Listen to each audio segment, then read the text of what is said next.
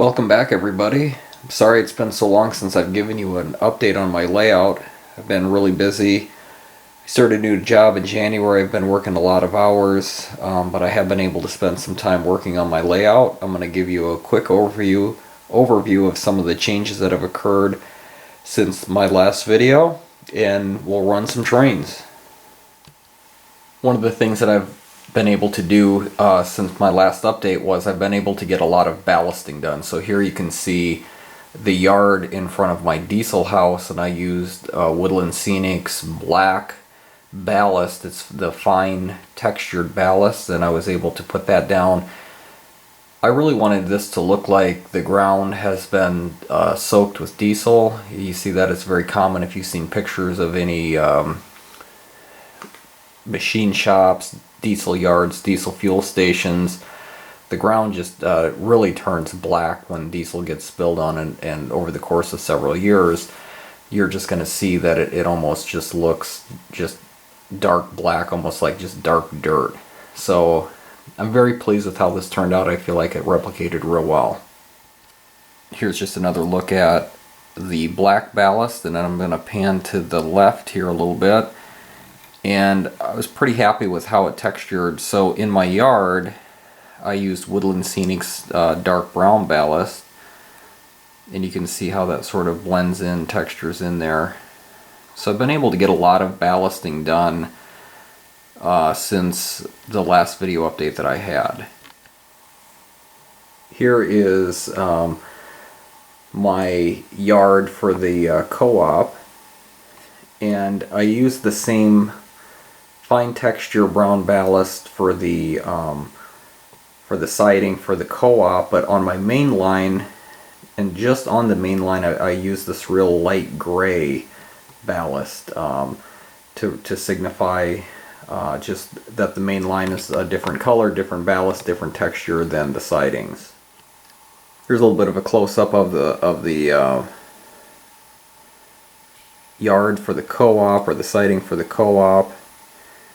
If you remember from my previous layout video, the siding itself actually sits lower. I used a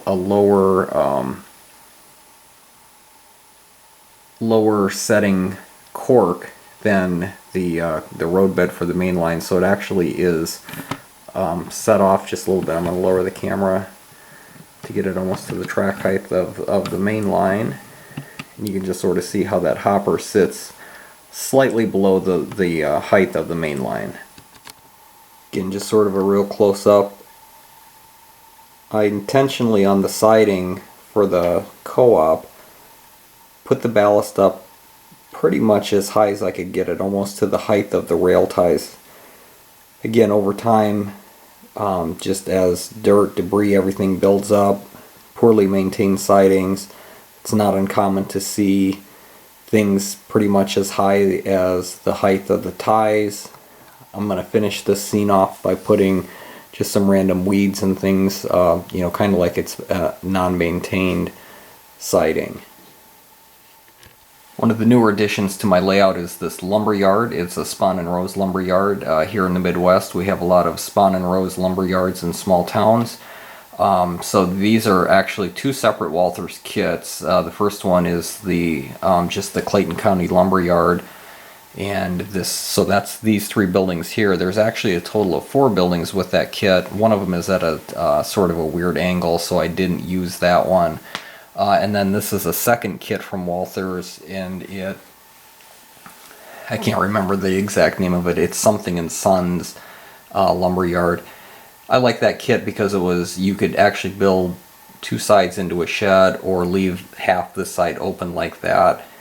And I like this because a lot of the small town lumberyards, they just have a shed or a storage bin that's enclosed on all sides except for one, and that's what I have going on here. So here's the co-op, and the lumberyard that actually just sits to the left of where the co-op is, so they can actually share the siding. We could bring a flat car in with some lumber on it, and then they could unload the lumber. All of this is ballast that I've textured down or cemented down, so this really simulates sort of like a gravel parking lot. I really tried hard to weather the parking lot like it's been, again, poorly maintained, so I was able to put some cracks in, use some of that black ballast that I had for the yard, made pretend like, you know, filled in some potholes and things like that. All of these decals were custom-made decals. I used Testors, laser jet print or inkjet print decal kit. These turned out real nicely. I even put a decal on the side of the truck there. Real happy with how this turned out, and I think this is a nice looking scene. Here's just a little bit more of a close-up. Pan it through here. Another thing that I really think highlights or adds to the scene, I put a guardrail in right there, just because of how the parking lot is. You know, people do some crazy things when they're driving, so this just protects the building from getting hit by an errant vehicle. Here's just a close-up look at the parking lot. Again, I really tried to age it, texture it, to try to simulate that it's, you know, old and worn out. One of the things I spent quite a bit of time on with this lumberyard was this custom build sign. This was actually custom built. I custom built it myself. It's pretty much all out of styrene. Again, I was able to use my decal set to make the decals for this. I did an internet search, and here's actually a picture of the prototype that I kind of copied. This one, mine doesn't look exactly the same as the prototype that I saw, because I actually have LED lights inside that sign, so it actually lights up at night. I'll show you that here in just a second when I add power to my layout. So I had to modify it from what the prototype looked like to accommodate the lights and the wires for the actual sign. So here's the sign lighted, and I apologize on the video. There's quite a bit of shine, just pixelation shine through. The signs are legible to the naked eye without the distortion of the camera. I will run some videos later today when it actually gets dark out, but right now it's pretty much mid-afternoon, so I can't get the room any darker, but you get the idea that there's LEDs within that sign. Again, pretty happy with how it turned out. I'm not 100% thrilled with it. I see flaws in it. A lot of people don't see the flaws I see, but certainly, you know, it works. Until I get around to building another one, it'll do fine. Another addition to my layout is this Texaco station. This was a Bosch kit, came from Germany, but it is an American style gas station from roughly like the 60s, 70s. The decals that came with it were first just some fictitious gas station, so I bought some Texaco decal sheets off eBay for like $1.50, $2, something like that, and made it a Texaco station. So here are the pumps. Both of those are working LEDs, so let me hit the lights here for just a second. Again, Woodland Scenic plug and play lighting. Flip those on. There's LEDs within the gas station itself. Because of the limited space I have and really just trying to keep the scene as close to small townish as we can, it's not in the most ideal location. The parking lot's probably a little bit smaller than what I wanted it to, but you know, it's good for what it is. Again, I built a guardrail to just sort of protect any vehicles from getting up and getting on the railroad tracks because of how close the yard is to the parking lot. So here's just a little bit different angle. You can see how it sits in proximity with the lumberyard and the co-op. Just one more angle. The last video I had not completed this road, so this is the road that runs back to the lumberyard. So there you can see the turn in to get on the scales to go to the unloading dock.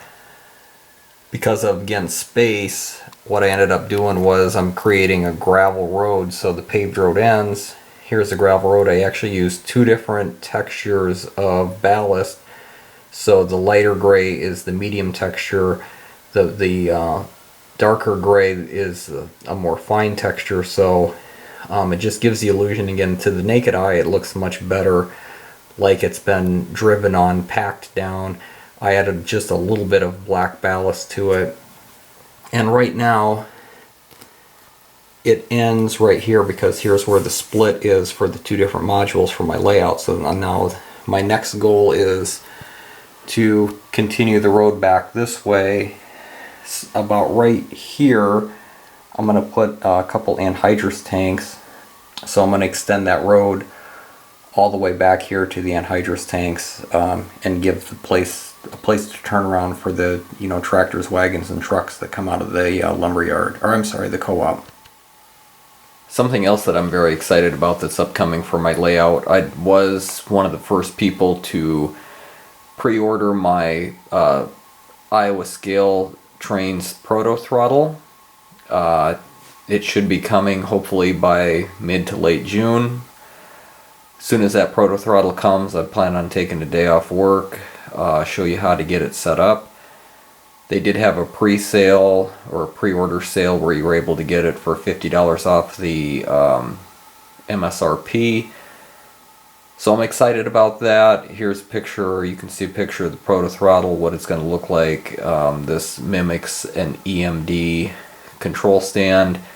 This is perfect for me. All of my locomotives are first or second generation EMD models. I got a GP9, several GP10s, SD40s, GP38s, GP35. So I'm really excited. I'll be showing some videos of getting my Proto Throttle set up. Again, here's just more of a wider view of everything that I've gotten done since the last video. Don't quite have the entire layout ballasted yet. I'm probably just over half done, maybe close to 2/3 done. Have a lot of the yard left to do.